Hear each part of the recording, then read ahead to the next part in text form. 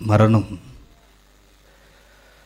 దీని పేరెత్తితేనే ప్రపంచానికి భయం.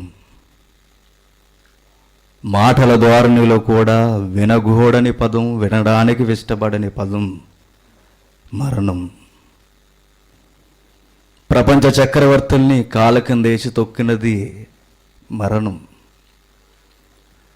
కత్తి చేతబట్టి ప్రపంచాన్ని జయించిన చక్రవర్తులు సైతం ఈ మరణానికి సలాం కొట్టారు.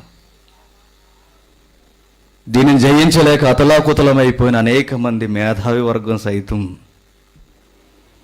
ఏం చెయ్యాలో, ఏం జరిగించాలో పాలుపోని పరిస్థితుల్లో ఎంత మేధావి అయినా మరణం అనే గర్భంలోనికి జారిపోతున్నాడు. ఎందుకు ఈ మరణం అనేది వస్తుంది? మరణం అనే పేరెత్తితేనే ఎందుకు మనిషి భయపడిపోతున్నాడు? విచిత్రం ఏంటంటే, ఇక్కడున్న మనందరం చచ్చిపోతాం. చావు అన్నవారు ఎవరైనా ఉన్నారా? లేరు కదా. మనమందరం ఏదో ఒక రోజు చచ్చిపోవలసిన వారమే. ఒక 100 ఏళ్ళు గడిచాయంటే ఆ 100 సంవత్సరాల తర్వాత ఇక్కడ ఒక్కడు కూడా ఉండడానికి నేను గ్యారంటీ ఇస్తాను. కానీ విచిత్రం ఏంటంటే, ఒకరు ముందు, మరొకరు వెనక. ఈ ఊగిసలాట తెలియని మనకు ఈ క్రమాన్ని మర్చిపోయి హృదయం వేదనకు లోనైపోయి ఈ లోకమే శాశ్వతమన్న ముసుగులో, భ్రమలో మనం బ్రతికేస్తున్నాం. నాకన్నా ముందు పోయిన వాడిని గురించి నేను ఏడుస్తాను, నేను పోయిన తర్వాత నా తర్వాత వాళ్ళు ఏడుస్తారు. అంతే, పెద్ద తేడా ఏమీ లేదు. కానీ విచిత్రం ఏంటంటే, అందరూ ఒకరోజు పోవాలి. మన ఎన్ని రంగుల జీవితాన్ని ఊహించుకున్నా, ఎన్ని అర్మేయాలు కట్టుకొని విలాసవంతమైన జీవితానికి అడుగులు వేసినా ఒకరోజు మనం చచ్చిపోవలసినదే. ప్రపంచాన్ని జయించిన ద గ్రేట్ అలెగ్జాండర్ చావుని జయించలేకపోయాడు. టైటస్ చచ్చిపోయాడు. నీరో చక్రవర్తులు గోతుకుపోయారు. మేధావి వర్గం దిగజారిపోయింది. చావును జయించలేని అనేక మంది సామంతులు మొదలుకొని సామాన్యుల వరకు అందరూ మట్టిలోకి పోతున్నారు. చావు పేరెత్తితేనే మనిషికి భయం. తెలుగు సినిమా తెర మీద మనకు జీవిస్తుంటారు. భర్త బయటికి వెళుతున్నప్పుడు ఇల్లాలు మంగళసూత్రాన్ని కళ్ళు కత్తుకుంటుంటుంది. మాయలు పకీరు జీవితం ఎక్కడో ఉందని సామెత. ఈ భర్త జీవితం ఇందులో ఉందన్నది భ్రమ మన తెలుగు సినిమా తెర కవులకు. విచిత్రం ఏంటంటే, నువ్వు ఎన్ని పేటలేసి కట్టినా, ఎంత బలంగా ఉన్నా తెగాల్సిన రోజు వస్తే తెగుద్ది. తెగాల్సినదే. తాడికి ప్రాణాన్ని అడ్డగించడానికి సంబంధం లేదు అసలు. మనిషి ఆయుష్కు దేవుడు పులి స్టాప్ పెట్టాడు. చావని సలగాటంతో మనిషి పోరాటం చేయలేక అలిసిపోయాడు. నా వల్ల కాదన్నాడు. రోజు రోజుకి వింతల పేరుతో, రోజు రోజుకి శాస్త్ర అభివృద్ధి పేరుతో ఎన్నో కార్యక్రమాలు జరిగిస్తున్న మనిషి, ఆరిన నేల మీద నుంచి నింగిలోకి వెళ్ళిన ఈ మనిషి, నింగు నుండి మరలా నేల మీదకి వస్తున్న ఈ మనిషి, ఇక్కడ నుండి సుదీర్ఘమైన ప్రాంతాలు చూస్తున్న ఈ మనిషి, మన మనిషి మరణపు లోతుల్ని మాత్రం చూడడం తన వల్ల కావడం లేదు. ఎందుకంటే అది దేవుని గుప్పట్లో ఉంది. మనిషికి మరణం అంటే చాలా భయం. అంటే భాషలో కూడా చాలా క్లారిటీగా మాట్లాడతారు. భర్త ఆఫీస్కి వెళుతూ, ఇదిగా వెళ్తున్నాను మరి అన్నాడు అనుకోండి. ఏంటి ఏం మాటలు మీకు పొద్దున్నే, ఏం బూతాడేసాడని, ఏంటండి ఈ మాటలు, మీరు అలా మాట్లాడకండి, వెళ్తున్నాను కాదు వెళ్ళొస్తాను అని చెప్పండి అంట. భయం. ఆ మాట ఏదో అతన్ని బంధించేసినట్టు, ఇక రానట్టు ఎన్నో ఊహలండి. తెలుగు సినిమా తెర మీద ఆది నుంచి మనకు జీవించారు. ఉదయం మన పెందల కాడనే భార్య లేచి భర్త పడుకున్న వాడిని చూసి ఆడు గాలి పీల్చుకుంటే ముద్దెట్టుకుంటుంది మంగళసూత్రం. బతిక ఉన్నాడని. ఏంటిది? భయం, చావు భయం. మన మధ్యన తిరుగుతున్నవాడు ఒకడు చనిపోతే భయం. తిండి తినాలనిపించదు, నీళ్లు తాగాలనిపించదు, ఒంటరిగా కూర్చోవాలనిపిస్తుంది. ఎందుకు? భయం. ఏదో ఒక రోజు నేను కూడా అక్కడికి పోవాలన్న భయం. ఆ ఉక్కిరి బిక్కిరి ఆలోచనలో సమాధానం దొరక ఒంటరి సమయం, నిద్ర పట్టదు, ఏం చేయాలో తెలియదు, ఏమవుతుందో అర్థం కాదు, ఏం జరుగుతుందో అర్థం కాదు. నేను ఎవరిని అడగకుండానే పుట్టానే, నేను కావాలని ఉండాలనుకున్నా, ఎందుకు నేను పోతున్నాను? దొరకని సమాధానం, భయం. ఎందుకు వచ్చింది ఇది అసలు? మరణం అనేది ఎందుకు మనిషిని కబలిస్తుంది? ఎందుకు మనిషి ఎంతగా మరణానికి భయపడిపోతున్నాడు? విచిత్రం ఏంటో తెలుసా? దేవుని యొక్క సుగుణాలలో ఉన్నవాడు, దేవుని యొక్క కనుసన్నల్లో ఉన్నవాడు, దేవుని మీద ఆనుకున్నవాడు మరణానికి ఎదురీదుతాడు. బాగా వినాలి. మరణాన్ని కాదని దానికి ఎదురొడ్డి నిలబడతాడు. ఆ ధైర్యం మనకెప్పుడు వస్తుంది? మరణం అనే దాని మీద మనకి క్లారిటీ లేకపోయేసరికి భయపడుతుంటాం. చచ్చిపోతామని అందరికీ తెలిసిన పచ్చి నిజం. ఇంకా దేనికి భయపడవలసినది? జరగాల్సింది ఎప్పుడో జరిగిపోతుంది. పోవలసిన వారు అందరం ఎప్పుడో పోతాం. కానీ ఒకటి, ఈ మరణం తర్వాత మరొక మరణం మన కొరకు ఎదురు చూస్తుంది. అది భయం.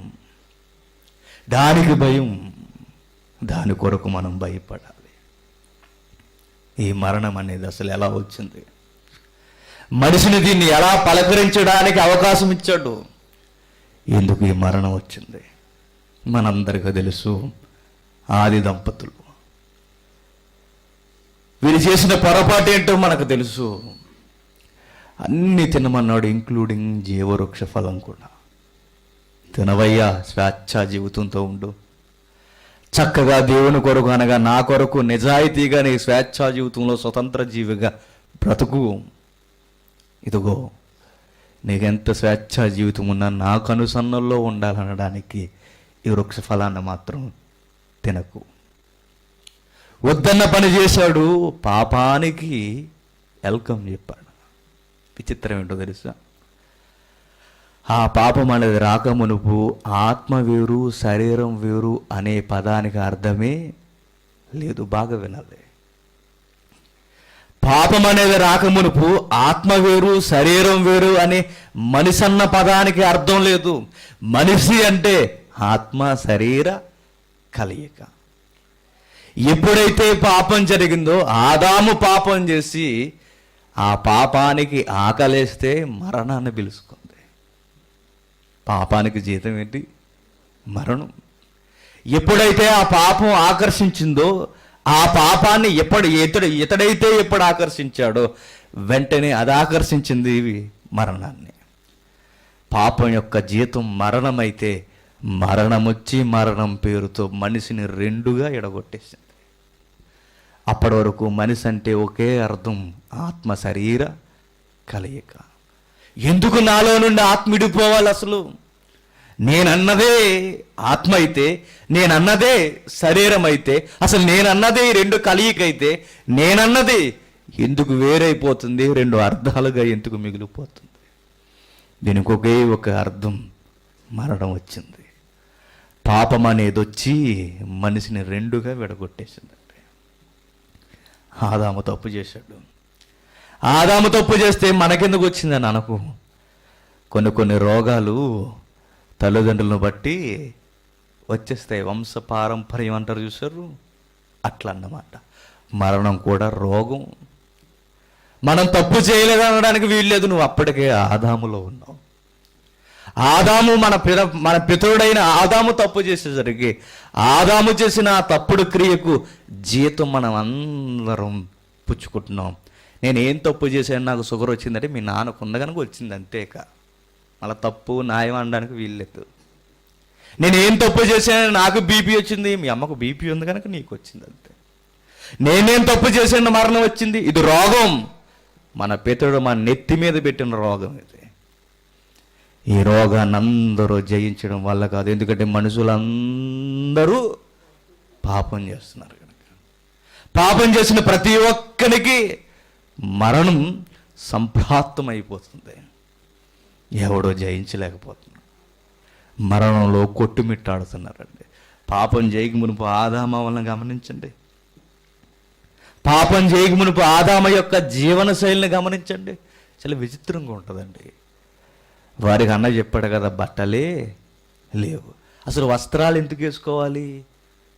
వాతావరణపు వడదెబ్బల నుండి కాపాడుకోవడానికి, వాతావరణం యొక్క పరిస్థితుల నుండి కాపాడుకోవడానికి శరీరానికి సంరక్షణ వస్త్రములు. ఆ తర్వాత మిగిలిన ఎక్సెట్రా ఎక్స్ప్లెనేషన్. అంటే మీరు ఏ ప్రాంతానికి పోవండి, ఆ ప్రాంతానికి సంబంధించిన వస్త్రాలు మనకు గడబడుతుంటాయి. అరబ్ దేశాలకు పండి పైనుండి కింది వరకు మొత్తం ముసుగులు కప్పుతారు. ఎందుకంటే అది ఇసుక తన్నుల ప్రాంతం కనుక. ఆ ఇసుక తన్నుల ప్రాంతంలో ఆ మతాలు పుట్టాయి కనుక పైనుంచి క్రింద వరకు ఆ ఇసుక దుమ్మె వారి మీదకి లేవకుండా వాళ్ళ పితరుల దగ్గర నుండి పూర్తి డ్రెస్ కూడా ఒకటి పెట్టేసుకున్నారు. అది మతంలో కూడా కలిపేశారు. ఏ ఏ ప్రాంతాలకు పోయినా వస్త్రాలు ఆ వాతావరణం నుండి సంరక్షించడానికి. విచిత్రం ఏంటో తెలుసా? వాతావరణం నుండి మన దేహాన్ని సంరక్షించుకొనకపోతే రోగానికి, శరీరానికి రోగాలు అనేవి సంప్రదిస్తాయి. విచిత్రం ఏంటో తెలుసా? ఆదాముకి ఎండాకాలమైన వస్త్రాలు లేవు, శీతాకాలమైన వస్త్రాలు లేవు. వై?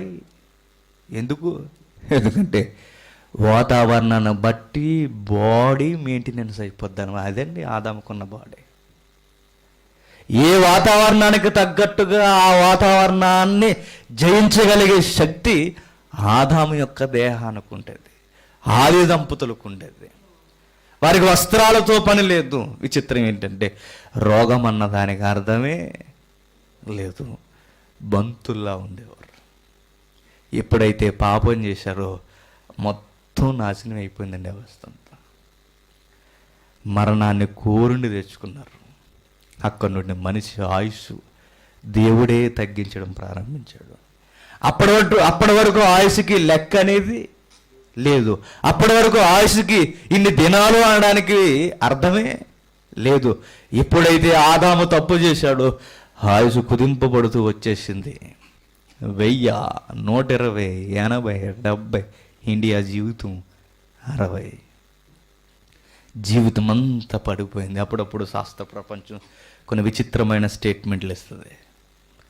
చావును జయించాలని చాలా కుతూహలం పడుతుంటారండి వైద్యానికి సంబంధించిన వారంతా.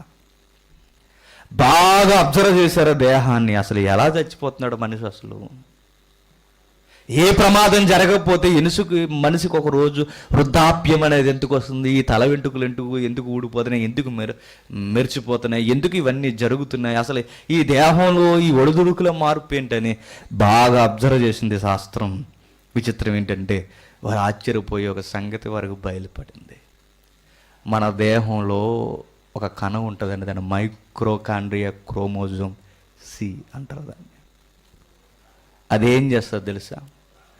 మనం నీరు కణంగా ఉన్నప్పటి నుండి దాని పాత్ర ప్రారంభం అవుతుంది. నీరు కణం అంటే శుక్రకణం, తల్లి గర్భం.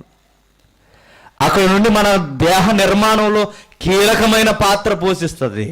ఎంతగా అంటే శరీర అవయవాలకు నునుపునదే తెస్తుంది. ఎక్కడ ఏముండాలో అదే చూపిస్తుంది. తల ఎక్కడ ఉండాలి, కళ్ళు ఎక్కడ ఉండాలో మొత్తం దేహ నిర్మాణంలో కీలకమైన పాత్ర ఇదే కణ వ్యవస్థ పోషిస్తుంది.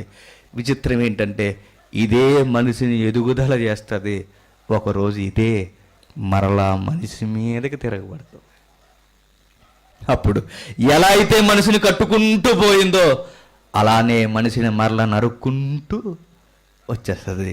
ఎలా అయితే మనిషి ఎదుక్కుంటూ వెళ్ళాడో మరలా మనిషి ఆయుష్ని అలానే తగ్గించుకుంటూ వస్తుంది. ఎందుకంటే లాక్ ఎవరు వేశారు? అక్కడ దేవుడేశాడు. దేవుడే బిగించాడు. ఏదైతే కణ వ్యవస్థ నిన్ను ఎదిగించిందో ఆ కణ వ్యవస్థే మరలా నిన్ను దిగజార్చి మరణం అనే దానికి తీసుకెళ్ళిపోతుంది. దేవుడు పెట్టిన శాపం అండి మరణం అంటే. దేవుడు పెట్టిన శిక్ష ఇది. అక్కడ నుండి మనిషి రకరకాలుగా ఎన్ని ప్రయత్నాలు చేసినా మనిషి వల్ల అవడం లేదు మరణాన్ని జయించడం. కానీ విచిత్రం ఏంటో తెలుసా? మానవ వ్యవస్థ అంచెలంచెలుగా ముగిసిపోతుంటుంది. చిన్న వయసులో చచ్చిపోయాడు కదా, చనిపోయాడని మనం బాధపడతాం. నన్ను అడిగితే ఈ వయసులో చనిపోవడమే మంచిదంటారు. ఎందుకంటే మానవ వ్యవస్థను దశల వారీగా ఆలోచిస్తే ఏం సుఖం ఉంది చెప్పండి మనుషుల జీవితంలో? ఏం సుఖం ఉంది చెప్పండి? చూడండి, మోసే గ్రంథకర్త ఏమని వాపోతున్నాడు. కీర్తన 90వ అధ్యాయం, కీర్తన 90వ అధ్యాయం 10వ వచనం నుండి,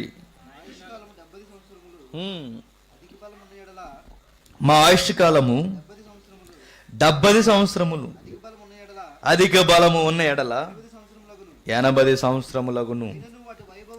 అయినను వాటి వైభవము ఆయాసమే, దుఃఖమే, అది త్వరగా గతించును, మేము ఎగురుపోదుము. ఏమంటున్నాడండి మోసే గారు? ఏమని మాట్లాడుతున్నాడు? మా ఆయుష్కాలము ఎంత? 70, అధిక బలమున్న ఎడల 80 సంవత్సరములగును. అయినను వాటి వైభవము ఆయాసమే, దుఃఖమే. మనిషి జీవితం ఏంటట? మా జీవిత కాలాన్ని మేము లెక్కలేసుకుంటున్నాము తండ్రి. సుమారుగా మా ఆయుష్ సగటు జీవిత కాలం 70, అధిక బలం ఉంటే 80. అయినను ఎంత ఆయుష్ ఉందని మేము పొగుడుకోవడానికి వీల్లేదు. మా జీవితంలో మిగిలేదంత ఆయాసము, దుఃఖమే. మనిషి జీవితం దశల వారి జీవితం కాదండి. బాల్యంగా ఉన్నప్పుడు, బాలుడుగా ఉన్నప్పుడు మనిషి ఎలా ఉంటాడు? రాజభోగాన్ని అనుభవిస్తాడు. రాజుకు చూడండి, సిటికేస్తే అన్ని దగ్గరకు వస్తాయి. రాజుకు చూడండి, కావాలనుకున్నవన్నీ ముందు వస్తాయి. బాలుడిని చూడండి, వాళ్ళమ్మ నాన్న వాడు అడగకుండానే అన్నీ సిద్ధం చేసేస్తారు. వాళ్ళమ్మ నాన్న అన్నీ సిద్ధపరుస్తారు. రాజుని ఎలా అయితే పోషిస్తారో తల్లిదండ్రులు బాలుడుగా ఉన్నప్పుడు వాడిని కూడా అలానే పోషిస్తారండి. కానీ విచిత్రం ఏంటో తెలుసా? కొంచెం వయసు మళ్ళీ యవన దశకు వచ్చేసరికి మొదటలో బాగానే చూస్తారు. ఆ తర్వాత ఒక రోజు అంటారు, రే నీ వల్లేంట్రో ఉపయోగం అని. ఎప్పుడు? యవన దశ. చూస్తారు. బాలుడు ఉన్నప్పుడు ఏం కావాలన్నా మారం చేసినా అన్నీ మనకిస్తారు. ఒక్కరోజు యవన జీవితానికి వచ్చిన తర్వాత ఏదన్నా కొనమంటే అమ్మా నాన్న అంటారు మనతో, ఇంత ఎదిగో ఇంకా మమ్మల్ని కొనమంటావరా అనేసి. ఆ మాట చాలు నీకు స్టార్ట్ అయింది అనడానికి అర్థమే. నీకు దుఃఖ దినాలు ప్రారంభమయ్యాయి అనడానికి అర్థం అదే. నీ దుఃఖ దినాలిక నీకు ఆశించినట్టుగా ఉండవు అనడానికి అదే ఆధారం. ఆ తర్వాత యవన దశ దాటి వెళ్ళిన తర్వాత నడివేసుకొచ్చేసరికి ఏ రోగాలు ఎలా పలకరిస్తాయో ఎవడో చెప్పలేడండి. ఇప్పుడు పిల్లలు చూడండి, స్కూల్ చదువుతున్నప్పుడే స్పెట్స్ పడిపోతుంది. ఆడు కళ్ళు కన్నా పెద్దగా అంత ఉంటుంది ఈ స్పెట్స్. ఇది చూసేసరికి గాంధీ గారినే తలదన్నెలా ఉంటుంది ఇటు మనం చూసేసరికి. 10వ తరగతి దాటేసరికి అంటున్నారు, ఏమైందండి అబ్బాయి కంటే? షుగర్ అండి. ఏంటి 10వ తరగతికి? ఇంటర్మీడియట్ దాటేసరికి అంటున్నాడు, వీడికి తీరన రోగం వచ్చేసిందండి. ఏమైంది? మా ఆయుష్కాలం అంతా దుఃఖం, మా ఆయుష్కాలం అంతా దుఃఖ దినాలతో నిండిపోయింది. ప్రభా, ఏం జీవితం ప్రభా మాది? నశించిపోయే జీవితం మాది. ఏం జీవితం ప్రభువా? ఏం సుఖం ఉంది మా జీవితాల్లో? మా పితరుడైన ఆదాము దెబ్బతిన్నాడు, ఆ దెబ్బలు మా అందరి మీద పడ్డాయి. ఆ మరణం అనేది మమ్మల్ని కబలిస్తుంది, మా శరీరాన్ని నన్ను ఏరి చేసి పడేస్తుంది. ఇక వృద్ధాప్యానికి రండి, ఎవరైనా పట్టించుకుంటారు వృద్ధుల్ని? ఎవరైనా కనీసం పలకరిస్తారా వృద్ధుల్ని? వయసులో ఇప్పుడు చూడండి, మంచి హోదాలో ఉన్నప్పుడు చూడండి, నమస్కారం అండి జేమ్స్ గారు అంటారు, నమస్కారం అండి పెద్ద ఆయన అంటారు. కొంచెం ఏమైనా నడుము బెండ్ అయింది అనుకోండి, జేమ్స్ ఇలా వస్తే కొంతమంది అలా పోతారు. ఏమైంది? వయసే చెబుతుంది నీకు ముగింపు దినం వచ్చేసింది అని. ఏముందండి మనిషి జీవితంలో? దీని కొరకు బాధపడాలా చెప్పండి?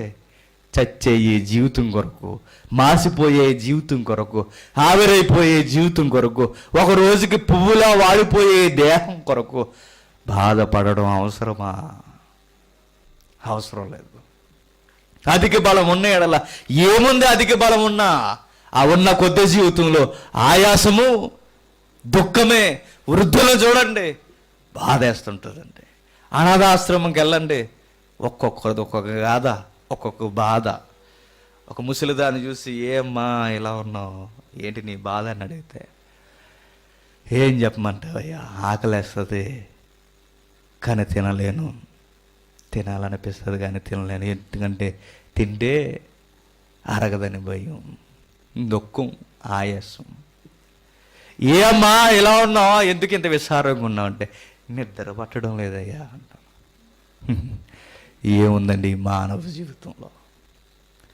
వృద్ధాప్యం వరకు బ్రతికేద్దాం, ఏదో సాధించేద్దాం, నాకు నిండు ఆయుసు కావాలనుకుంటే ఏముంది అందులో? ఆనందం లేదు. భవంతుల మీద భవంతులు కట్టినా, ₹1,00,00,000 వెనక దాచుకున్నా, బెంజుగారు సృష్టించినోడు అయినా చివరికి గంజి తాగే పరిస్థితి ఒకరోజు వచ్చింది వాడికి కూడా. ఏం సాధించగలరు ఈ మానవ జీవితంలో? చావు మనతో సెలగాటం ఆడుతుంది, సరే మనల్ని ఎక్కిరిస్తుంది. అరే నీ ఆయుస్సు నా చేతుల్లో ఉందరా అని. ఒకరోజు ఇదే జరిగింది. ఒక భక్తుడు, ఆయన జీవితంలో యవన దశలో ఉన్నప్పుడు అందరూ బాగా పలకరించేవారు. నడి వయసులో ఉన్నప్పుడు అందరికీ తెలిసి సుపరిచితుడు, రాజులా కనిపించేవాడు. కానీ ఒకరోజు తోటి స్నేహితులు, కట్టుకున్న భార్య, కన్న కుమారులు, కావలసిన బంధువర్గం అంతా ఆయన్ని వృద్ధాప్యపు మరణకరమైన పరిస్థితులు వచ్చేసరికి తను ఎలా హేళన చేస్తున్నారో ఒక్కసారి చూడండి. యోబు గ్రంథం 19వ అధ్యాయం, యోబు గ్రంథం 19వ అధ్యాయం 13వ వచనం నుండి, ఆయన నా సోదర జనమును నాకు దూరము చేసి ఉన్నాడు, నాకు కేవలం అన్యులైరి. ఎవరు? నాకు బాగా తెలిసిన వారు, నన్ను బాగుగా ఎరిగిన వారు, నాతో సహవాసం చేసిన వారు నాకేమైరి?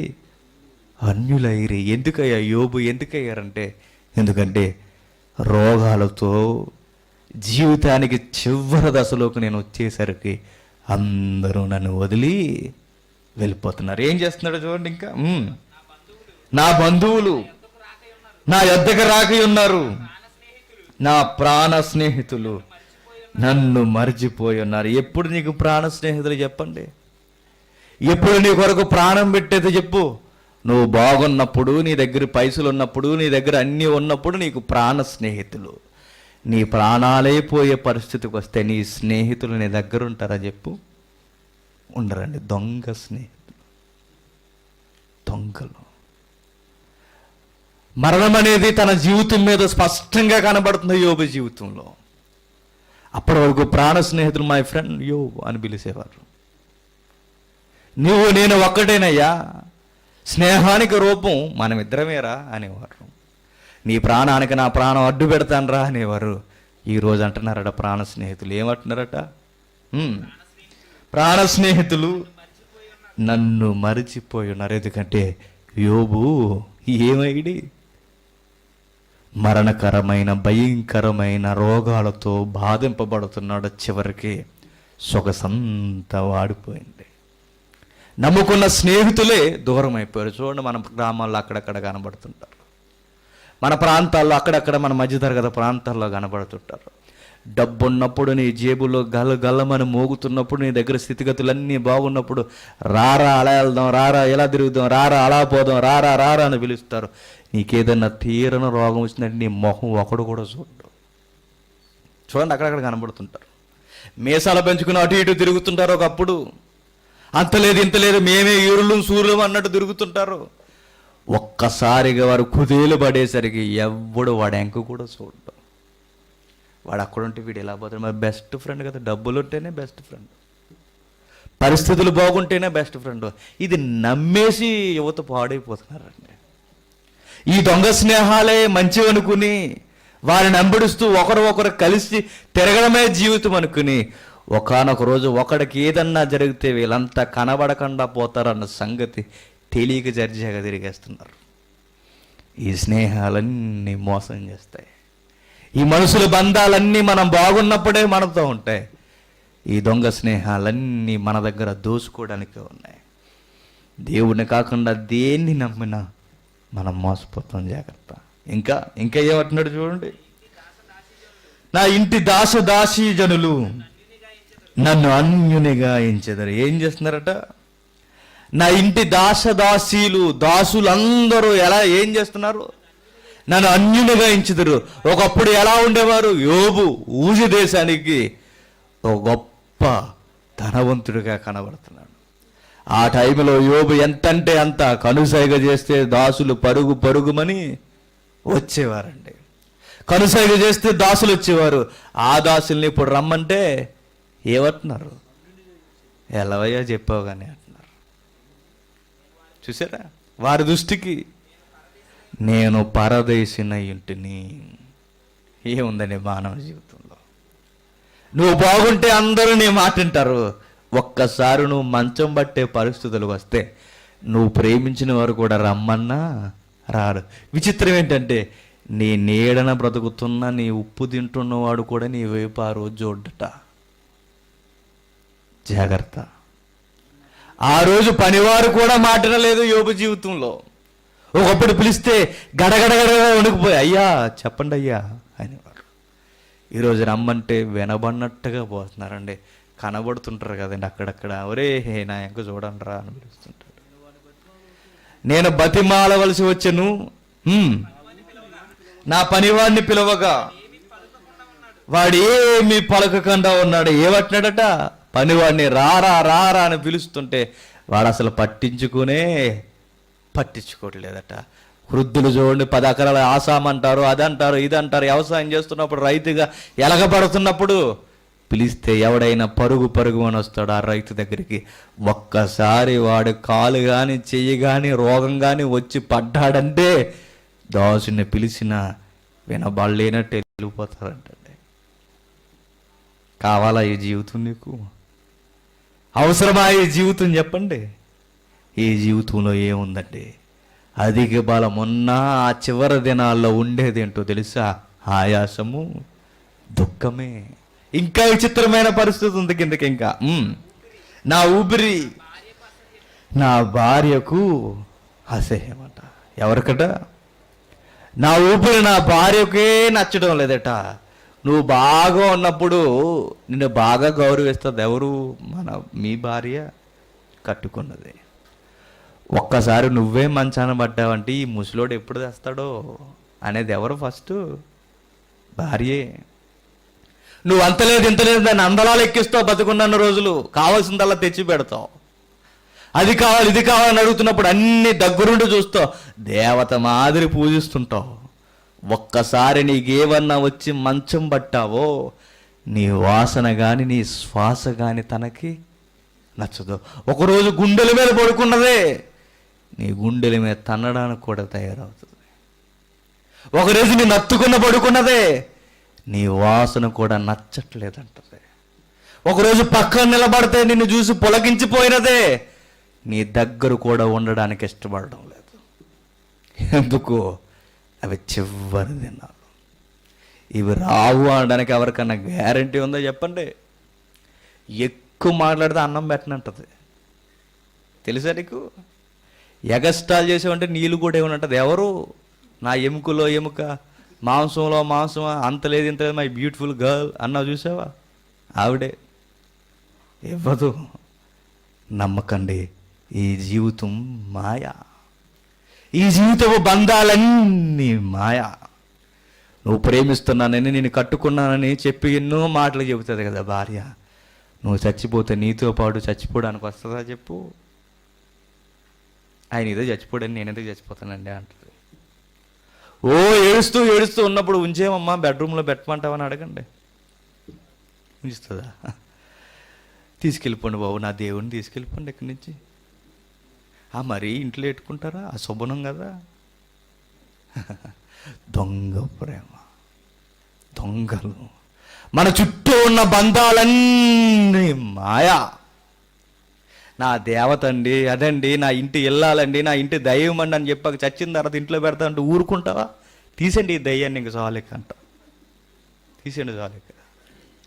ఏదో జరిగిపోయింది, దానికి జ్ఞాపకం చేసుకుని ఉంటుంది తప్ప జ్ఞాపకానికి ముందు ఎట్టుకోలేరు. ఎందుకంటే ఒకవేళ ఎట్టుకుంటే కొన్ని రోజులకి మమ్మీకే తల్లి అయిపోతుంది. చూడగలవా దేహాన్ని? మాయ బంధాలు, మాయ జీవితాలండి. ఇక పిల్లల సంగతి అంటారా? ఏ పిల్లలు చెప్పండి? దొంగ పిల్లలందరూ వాడి కొరకు జీవితం అంతా దారబోసేస్తుంటారండి. వాళ్ళ కొరకు మొత్తం జీవితం అంతా ఇచ్చేస్తుంటారు. వారి కొరకు అన్నీ చేసేయాలనుకుంటారు. కానీ ఆ పిల్లలు ఏమంటున్నారు చూడ కిందకి, నేను కనిన కుమారులు నా వాసన అసహ్యము. ఏవట? నేను కనిన కుమారులకు నా వాసన ఎలా ఉంది? నచ్చడం లేదట. ఒకరోజు నేను వేసుకున్న సట్ట తీస్తే మరలా వాడేసుకుని మురిసిపోయేవాడు. ఒకరోజు నేను కట్టుకున్న బట్టలు చూసి వాడి మురిసిపోయేవాడు. కొంతమంది పిల్లలు నాన్న బట్టలు వాసన చూస్తుంటారు, చూసారా? వాడికి ఇష్టం అది. ఆ తర్వాత నాన్న వృద్ధుడైపోయాడు అనుకోండి, వాళ్ళ నాన్న వాడికి ఎలా ఉన్నాడట?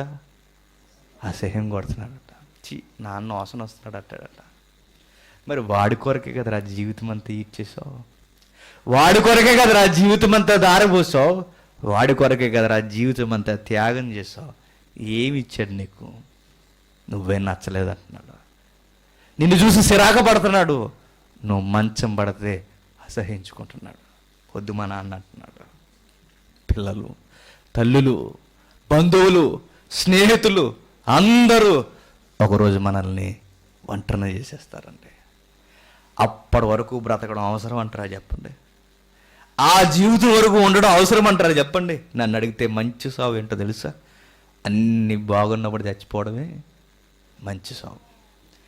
ఏమీ లేకుండా ఒంటరిగా అప్పుడు పోయి ముక్కుతూ మూలుగుతూ గదిలోకి పోయి ఒంటరి జీవితం బ్రతికి బిక్కుమని చచ్చే కన్నా అన్నీ బాగున్నప్పుడు దేవుడు పిలుచుకుంటేనే మంచి జీవితం అండి. యోబు జీవితంలో అలాంటి గడియలు వచ్చేసాయి. తనకు నచ్చని దినాలు వచ్చేసాయి. ప్రతి ఒక్కరి జీవితంలో ఖచ్చితంగా వస్తాయి. సూర్యుడు తూర్పును ఉదయించి పరముడు ఎలా అస్తమించిపోతాడన్నది వాస్తవమో, బాల్యం మొదలుకొని వృద్ధాప్యానికి ప్రతి మానవుడు జారిపోవాలన్నది కూడా వాస్తవం. ఈ రెండిటి నడుమ మనిషి కొట్టుకుని చావలసినదే. ఈ మరణం అనే కంబంధ హస్తాల్లో ఇరుక్కుపోవలసినదే. సాంగ్ రెడీ చేదు. ఎన్నో ఆశలతో కట్టుకుంటామంటే ఈ మరణం అనే పేరు వచ్చి అన్ని బంధాలని అలా తుంచి దూరం చేసేస్తాం. ఈ మరణం అనేది వచ్చి మనల్ని అందరినీ ఎలా ఎడగొట్టేస్తుందో, ఈ మరణం అసలు ఎందుకు వచ్చిందో మాట్లాడుకునే ముందు ఈ దృశ్యాన్ని చూడండి, కొంచెం ఆలోచించండి. మరలా కలుసుకుందాం. ప్లే చేద్దాం.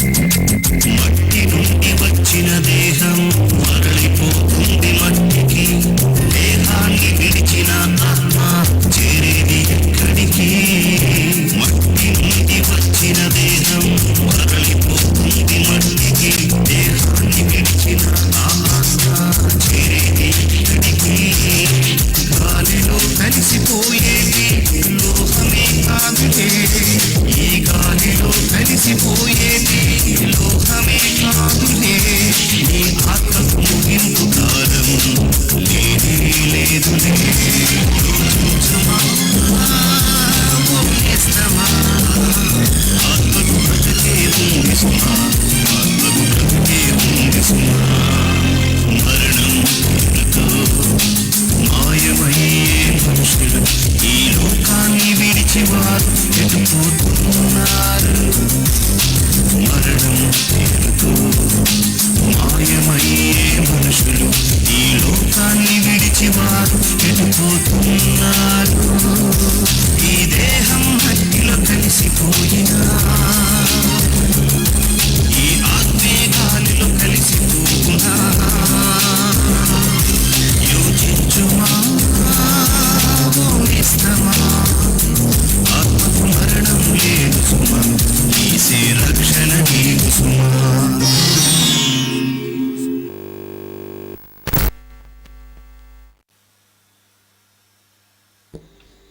ప్రసంగి గ్రంథం 4వ అధ్యాయం, ప్రసంగి గ్రంథం 4వ అధ్యాయం 2వ వచనం నుండి,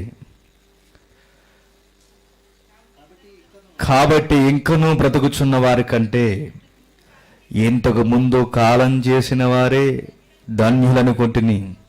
ఏకనూ పుట్టని వారు సూర్యుని కింద జరుగు అన్యాయపు పనులు చూచియుండని ఏతువు చేత ఈ ఉభయుల కంటే వారిలే ధన్యులనుకుంటుని. చూసారా, ప్రపంచ మహాజ్ఞాని చెబుతున్న మాట. బ్రతుకున్న వారి కన్నా వెళ్ళిపోయిన వారే ధన్యులట. సుదీర్ఘమైన కాలం బ్రతుకుతున్న వారి కంటే పిండముగా ఉన్నప్పుడు రాలిపోయిన వారే ధన్యులట. ఎందుకంటే ఈ సూర్యుని కింద పడుతున్న ఈ ప్రయాస వ్యర్థమైన, ఈ అర్థం లేని ప్రయాస అంతా మోసే కన్నా ముందే జీవితాన్ని ముగించుకొని వెళ్ళిపోవడమే మేలంటున్నాడు. ఈ పాపాలు చేసి ఆ కర్మను నత్తి మీద వేసుకునే కన్నా, ఈ పాపానికి జీతాన్ని అందుకునే కన్నా, దీనితో సంబంధం లేకుండానే ముందే ఈ లోకం నుండి వెళ్ళిపోయిన వారే గొప్పవారు అంటున్నాడండి. మేధావ వర్గం అంతా ఎదురు చూసింది. అన్ని మతాల వారు చూశారు, దీన్ని ఎలా జయించాలనుకున్నారు. మరణాన్ని యజ్ఞయాగాలు చేశారు, హిమాలయాలకు పోయారు, నది ఒడ్డుకు పోయారు, దండాలు పెట్టారు, చావుని ఎలా జయించాలో గోజాడారు. కానీ ఎవరి వల్ల కాలేదు. చావును జయించడానికి ఎన్నెన్నో యాగాలు చేశారు, జంతువులను బలించారు, నరమేధమన్నారు, పశుమేధమన్నారు, అదన్నారు, ఇదన్నారు. రకరకాల మతాలలో వివిధ కోణాలలో ఈ మరణాన్ని జయించడానికి, జీవాన్ని అందుకోవడానికి వివిధ ప్రయత్నాలు చేశారు. ఇది అందరికీ తెలిసిన వార్త ఒక్కటే, మరణం అందరికీ వచ్చే జీతం అని. ఎవరూ దాన్ని జయించలేకపోయారు. ఆదాము పోగొట్టేసుకున్నాడండి మహిమ కలిగిన జీవితం. విచిత్రం ఏంటో తెలుసా, ఆదాము తప్పు చేయక మునుపు మన్నైనది వెనకటి వల్లే మన్నవునన్న ఆజ్ఞ లేదు. బాగా వినండి, ఆదాము పుట్టక మునుపు మన్నైనది వెనకటి వల్లే మన్నవాలన్న రూల్ లేదు. ఎందుకంటే అది మన్ను కాదు, మహిమ కలిగిన దేహం, జీవితం. ఆదాము ఎప్పుడైతే తప్పు చేశాడో అప్పుడు దేవుడు ఒక రూల్ పెట్టేశాడు, మన్నైనది వెనకటి వలె మన్నైపోవాలి, మరలా ఆత్మ తాను దయచేసిన దేవుని యొద్దకు వెళ్ళిపోవాలి. ఎందుకంటే ఇది 2 భాగాలు అయిపోతుంది. మరణం అనేది వచ్చి మనిషిని 2గా విడగొడుతుంది. విడగొట్టిన దాన్ని మరలా 2 ఒక్కటిగా చేయడానికే పాపాన్ని చావు దెబ్బ కొట్టి మరణాన్నే చావుతో జయించి ప్రపంచానికి విముక్తి కలిగించి మరలా 2 ఒక్కట చేయడానికే దేవుడే దీనుడిగా ఈ భూమి మీదకి వచ్చాడు. అది యేసుక్రీస్తు.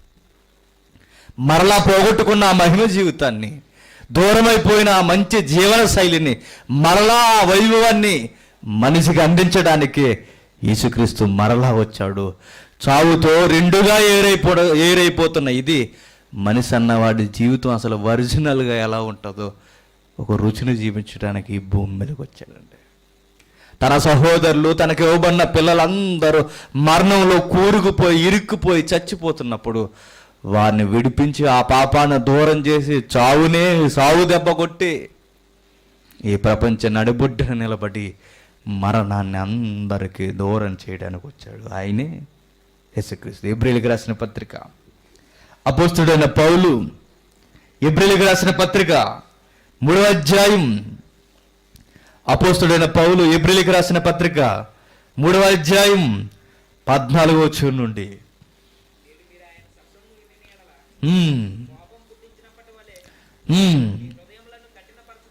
మీ హృదయములను కఠినపరచుకొనుకుడి.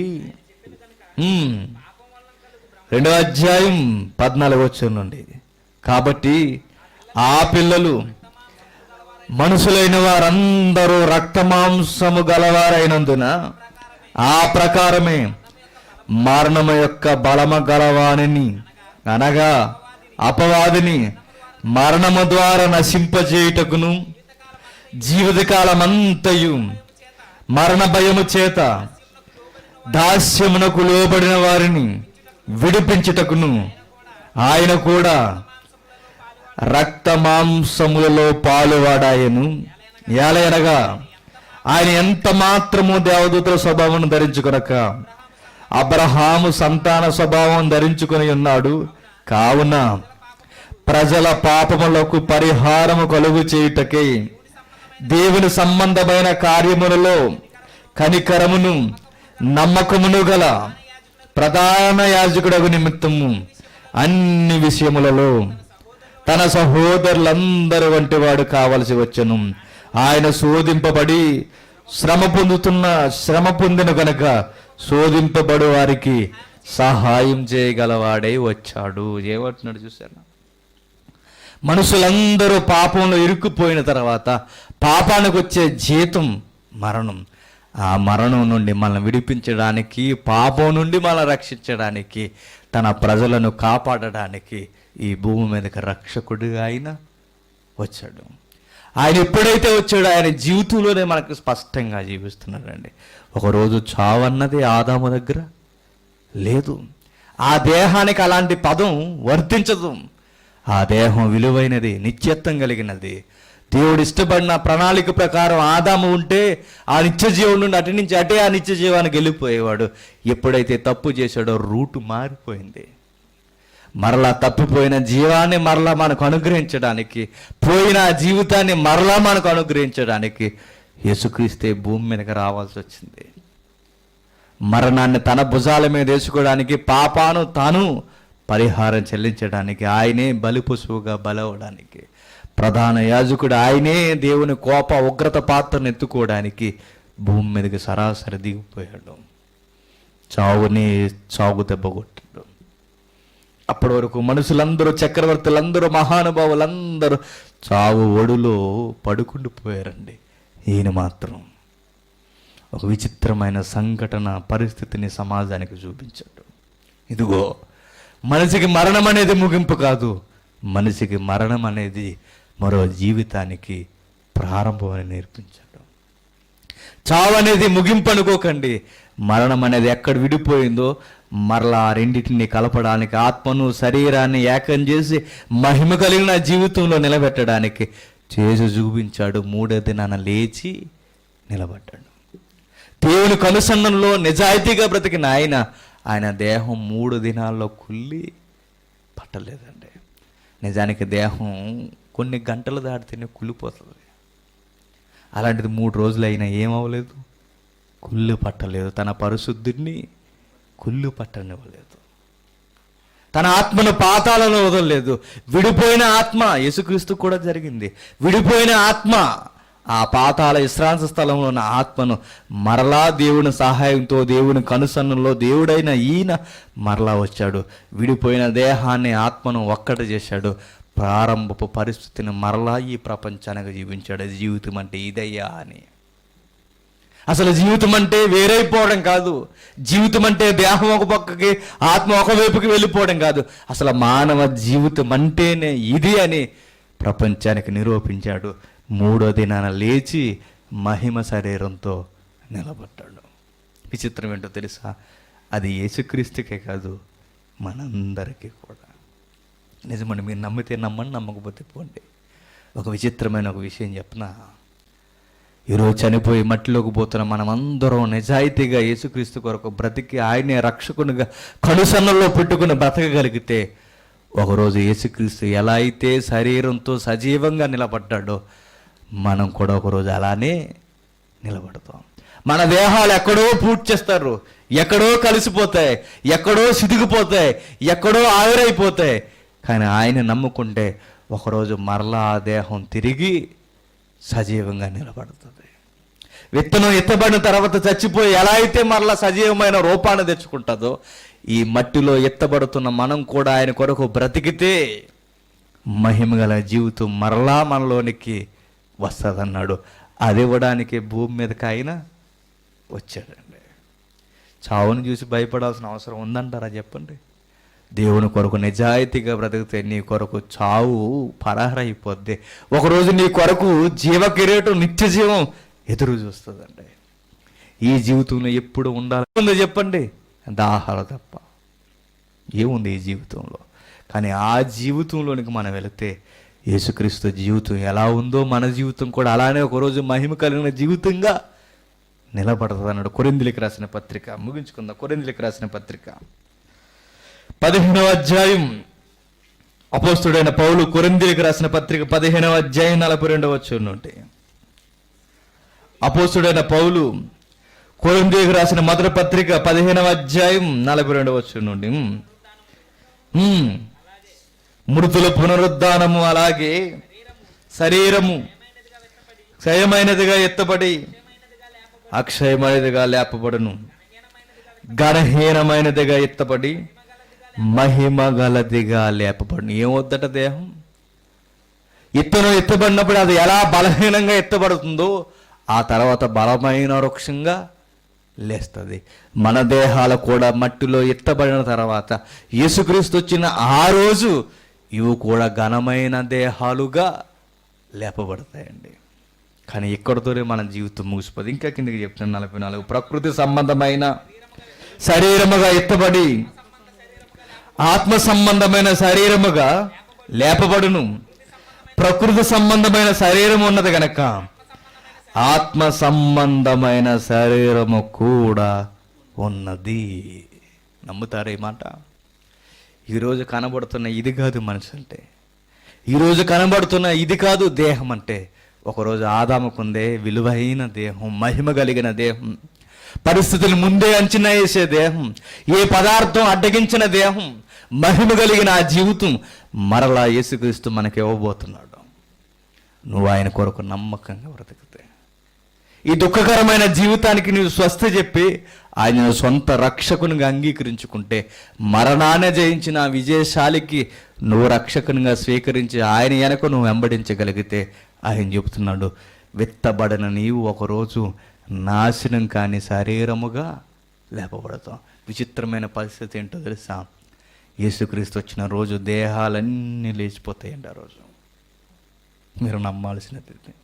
ఆ రోజు దేహాలన్నీ భూమి నుండి గర్భాన్ని చీరుకొని బయటకు వచ్చేస్తే ఒక్కొక్కటి ఎముకలుగా, ఆ తర్వాత శరీరంగా నిలువెత్తు రూపంగా ఉండి రెప్పపాటున ఈ దేహమంతా మహిమ దేహముగా మారిపోద్ది.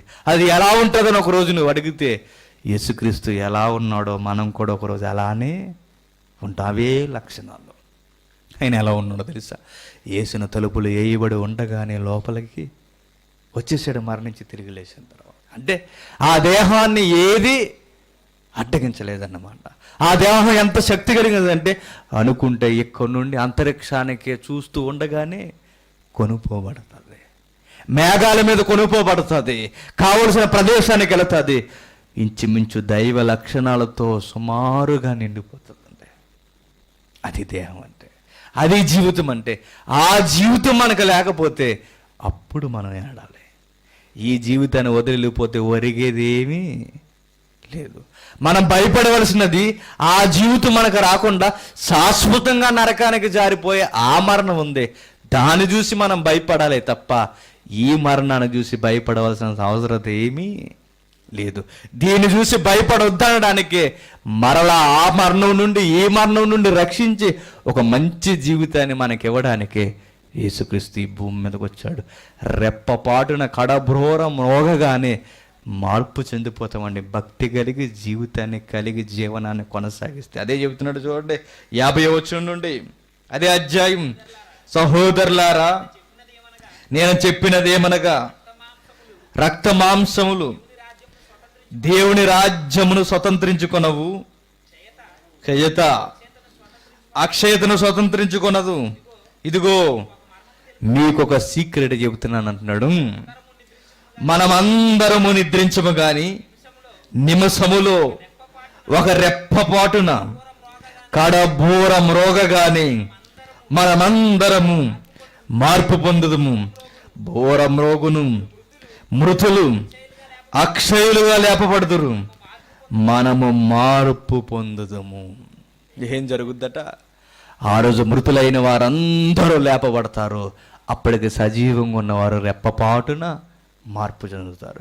ముందుగా చనిపోయిన భక్తులు, ముందుగా చనిపోయిన మనుషులు, ఆ రోజు బ్రతుకున్న వారందరూ మార్పు చెందిపోతారు, మంచి జీవితంలోకి వెళ్ళిపోతారండి. మరో జీవితం ఉంది. మీరు ఏ శ్మశానాన్ని చూడండి, అందులో ఏముంటుంది? చచ్చిన శవం ఉంటుంది. తాజ్మహల్ అండి అని చెప్తారు.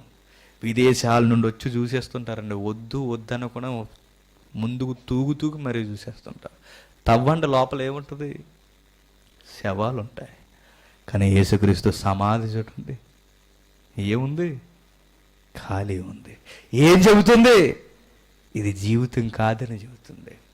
రుజువేంటయ్యా అని అడిగితే, నా సమాధిని చూడు, అది ఖాళీగా ఉందండి. తాజ్మహల్ని చూస్తే ఏం చెబుతుంది? శ్మశానం తప్ప. యేసుక్రీస్తు సమాధి చెబుతుంది, నీకు మరొక జీవితం ఉందండి. ఇదిగో నేను ఎలా అయితే కొనుక్కోబడుతున్నానో మీరు అలానే ఆ రోజు కొనుక్కోబడతారు. నేను అలాంటి లోకానికి వెళుతున్నానో మీరు అలాంటి లోకానికి ఆ రోజు వస్తారు. నా యందు నమ్మకం కలిగి భయభక్తులు కలిగి బ్రతుకుతాయి. కానీ విచిత్రమైన ఒక సంగతి మీకు చెప్పి ముగిస్తాను. మీరెన్ని సుఖ సంతోషాల్లో తోగాలనుకున్నా, మీరెన్ని కష్టాలు లేని జీవితం నుండి దూరంగా ఉండాలనుకున్నా ఉండలేమండి. కానీ ఒక్కరోజు మనం మరణించితే ఖచ్చితంగా మన ముందు 2 జీవితాలు ఉండిపోతాయి. ఒకటి నిత్య జీవం, 2 నిత్య నరకం. ఇది నమ్మదగిన నిజం. ఆ రోజు నువ్వు నిజాయితీగా దేవుని కొరకు బ్రతికి కన్ను మూస్తే నిన్ను దేవుడు ఎంత బాగా చూసుకుంటాడో తెలుసా? వేసిన రెఫరెన్స్ అదే ప్రకటన గ్రంథం 24వ అధ్యాయం. ప్రకటన 24వ అధ్యాయం చివరి వచనం 4వ వచనం. 21వ అధ్యాయం 4వ వచనం. ఆయన వారి కన్నుల ప్రతి బాష్ప బిందువును తుడిచివేయును, మరణమేక ఉండదు, దుఃఖమైనను ఏడ్పైనను వేదనైనను ఇక ఉండదు. ఏం చేస్తాడట? ఆ రోజు ప్రతి బాష్ప బిందువును దేవుడే తుడుస్తాడంట. మీకు ఎలా ఉందో మరి? దేవుడే మన కన్నీళ్ళన్నీ తుడిచేస్తాడట. ఇక ఆ రోజు దుఃఖానికి, ఆ జీవితంలో అర్థమే లేదట. ఎప్పుడు ఆనందంగా ఉంటామండి. మనం పడిన కష్టాలు దేవుని కొరకు ఇక్కడ పడితే ఆ రోజు ప్రతి కన్నీళ్ళు